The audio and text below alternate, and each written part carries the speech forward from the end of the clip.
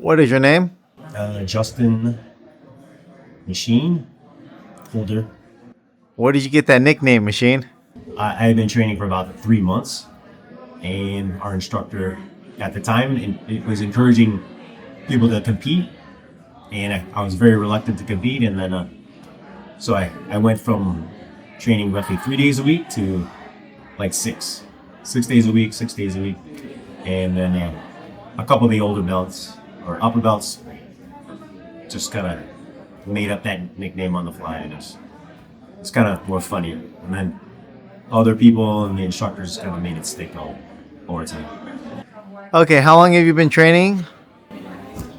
Since May 2001 at Jiu-Jitsu, and then a little bit before that, just with friends and stuff. Why did you start training Jiu-Jitsu? I saw the early UFCs, roughly around 1996, and I thought it was fascinating. I was amazed how the smaller guys could dominate the big guys, and that instead of being standing up, they were on the ground, and they're doing this foreign wrestling where they were on their backs and they had their legs wrapped around the other person, and it was fascinating and interesting, and I had to learn it. So years down the road, and then I started. What made you want to start your own academy? I was working as a head instructor for a few years, and then Darren came to me and said, "What do you think about starting your own academy or having your own academy?" And I wasn't really thinking about it too much at the time. It was kind of floating up there in the idea, and the idea ranged for a while, and then I eventually just made a big decision and left Half Gracie and came to Kuleana. It's been a good ride. See, what advice do you have to white belts or people starting the sport? Advice to beginners is, I'd say the basic advice is just come to class, do what the instructor says, try to be consistent. Don't worry about winning or losing. Just learn the basic techniques and try to keep a consistent schedule. Like if 3 days a week is something that's doable, but maybe not too much, then just stay with the 3 days a week. Aside from that, try not to get caught up in the flashy techniques. Okay, there's a lot of flashy techniques that are cool to learn, and you can learn them. But do keep your general idea to master the fundamentals. The fundamentals are like the foundation of a building. Okay, that foundation is gonna support everything else that comes after it. And if you have a good foundation, you can build upon that for the rest of your career. Could you describe your perfect student? Okay, perfect student is someone that's consistent, someone that's respectful, someone that's focused, someone that's willing to learn, and works well with others. Consistent, like a couple days, whatever their schedule is. Focused. When the instructor's teaching, they stay on track. They want to learn. They don't chit chat. See that more with kids. Some adults, though, right, Machine? Yeah, some adults. We know who those are. And when they go off to practice the techniques, they don't go off in other tangents like they practice something that the instructor didn't show. They can adjust their speed or adjust their intensity, matching their partner's intensity when they spar. They're not constantly hitting the gas, the accelerator on the car. They can adjust the volume or the speed of their rolling when they're rolling with different partners of size, different partners, different sizes, different experience levels, men versus men or women, young or old. That's really important, and not everyone can do it, and it's something that's kind of learned over time. So How do you recover after like hard training weeks or days? recovery, I think it's the main things that people talk about with recovery. Sleep is number one. Try to have a good restful sleep, whatever amount is good for you, whether it's like 5 hours to 9 hours sleep. Nutrition. Your diet should be mostly good. It doesn't have to be perfect. I think the diet is probably less important than sleep, but mostly good. Okay, and having a mobility routine or stretching routine, maybe using a foam roller and other whatever bands or something. And probably after that, I think weight training, having a general strength training program, can build your body up to where you have this baseline of strength, and that baseline of strength will decrease your any chance of muscle strains, sprains, or injuries. Okay. So yeah, I think that's probably it. What advice would you give someone who is thinking about competing? Consistent. Try to come in a little bit more, whatever your schedule allows. Maybe just try to come in a little bit more, at least for the a month or two leading up to it. In training, have a little more focus during your training. Don't let your mind wander. You should come in with certain positions that you want to work on. Be aware of your weaknesses. Okay, weaknesses that you generally have, and then how the competition training or the competition is going to differ from your academy training. Number one, you're training with a different person. Two, you're starting from standing up. And three, there's a point system and a time limit. So you're gonna have to deal with all those things. And if you can, you should put yourself in a mock training situation while you're sparring.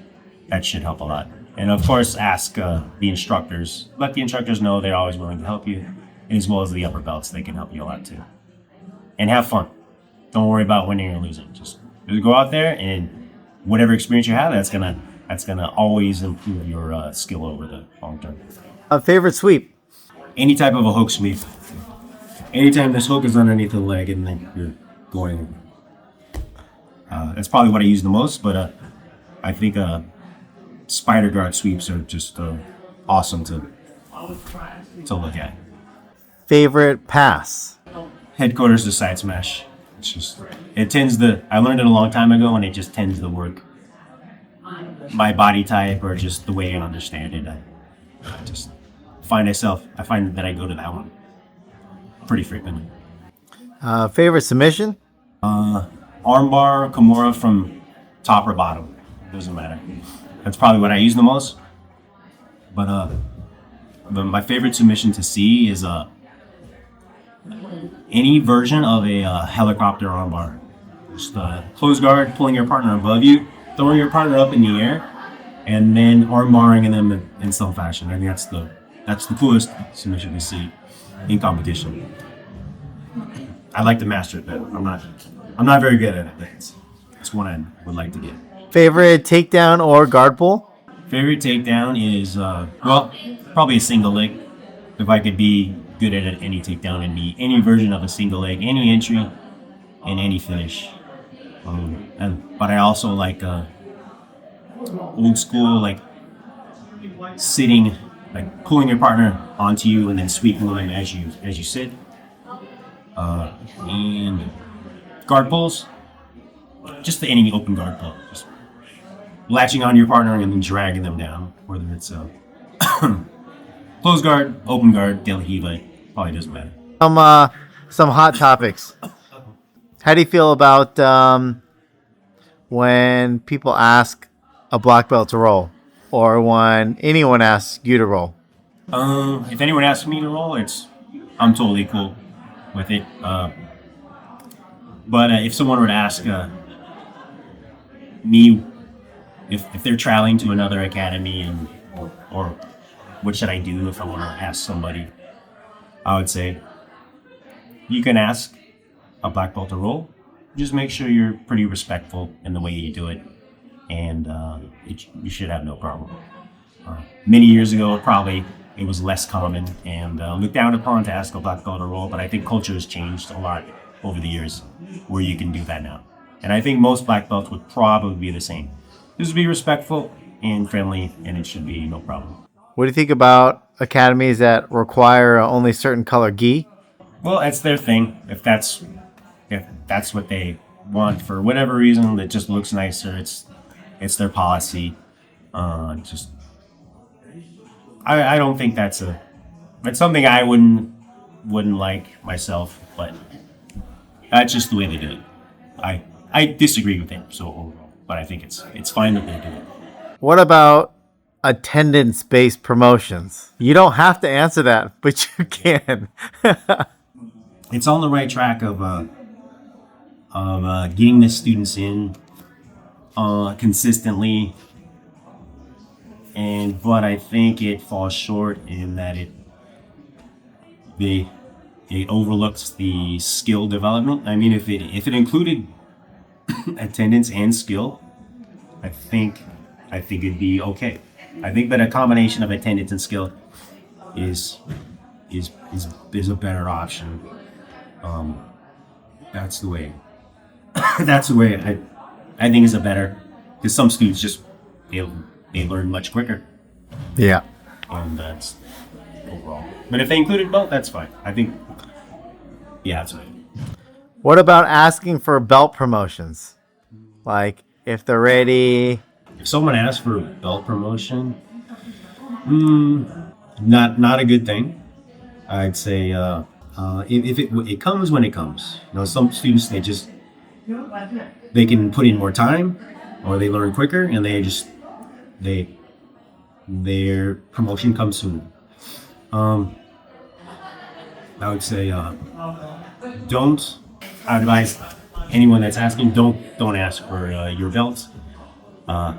Focus more on your skill, and the belt will come. Focus your skill and have fun, and that's the most important thing. Now some personal questions, easy ones. Okay. Favorite food?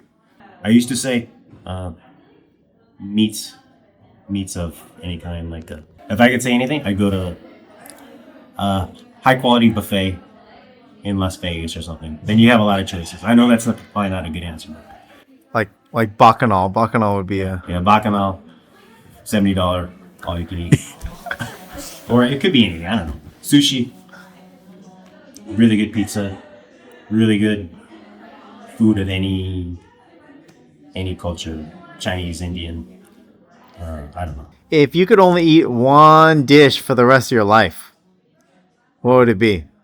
Man, it could be, if it was based on taste, it would be something like, I don't know. If you were on death row Mhm. and you could only have one more meal, Okay. what would be your last meal? It would probably be a really good steak and probably maybe lobster, and then really good something that goes good with steak and lobster, and then maybe a really good dessert. Yeah, that works. Okay. See you guys. Okay, bye. Okay, have a good night. Day. Steak and lobster, that's nice. Okay. Do you have any hobbies? Just try to have a consistent strength training program. I don't know if that's a hobby, but I try to. I've been doing that for a long time. And if I had any time off from work or jiu-jitsu in the past, I used to like to travel to hiking location, just typically in the continental U.S. Sierras or Colorado. And is there anything else you want to say to the Kuleana community or the students or anything? Just that we're so thankful that you guys have a home here at Kuleana, and we love and appreciate all of you, and we're very thankful that you're here, and then we can grow together and learn Jiu-Jitsu, have fun, and make Kuleana a great academy together. So,